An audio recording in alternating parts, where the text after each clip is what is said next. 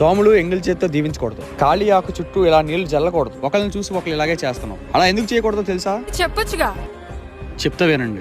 ఇప్పటికీ మనం పాటించే ఎన్నో సాంప్రదాయాల్లో ఆకు చుట్టూ నీరు జల్లే సాంప్రదాయం ఒకటి ఉంది.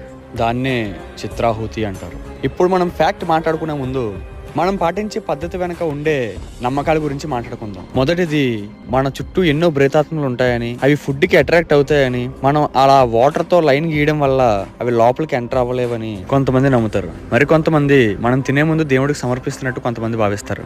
ఇంకొంతమంది మనకు ఆ భోజనం ప్రసాదించినందుకు ఆ దేవుడికి కృతజ్ఞతలు తెలుపుతారు. బట్ యాక్చువల్ ఫ్యాక్ట్ ఏంటంటే అప్పట్లో అందరూ అడవుల్లో పల్లెటూరులో కిందన కూర్చొని తినేవారు. సో ఆ ఫుడ్ స్మెల్ కి చీమలు పురుగులు అట్రాక్ట్ అయ్యేవి. అండ్ ఆల్సో కిందన కూర్చొని తింటుంటే వడ్డించేటప్పుడు దుమ్ము ధూళి ఆకు మీద పడే ఛాన్సెస్ ఉన్నాయి. అందుకే చిత్రాహుతి అనే పద్ధతితో ఆకు చుట్టూ నీరు జల్లేవారు. దానివల్ల దుమ్ము ధూళి చీమ పురుగులు లోపలికి రావు. అందుకే ఇంకా ఆకు ఖాళీ అయిపోయిన తర్వాత ఆకులోనే చేయి తడిపేసుకోవాలి. అది పద్ధతి.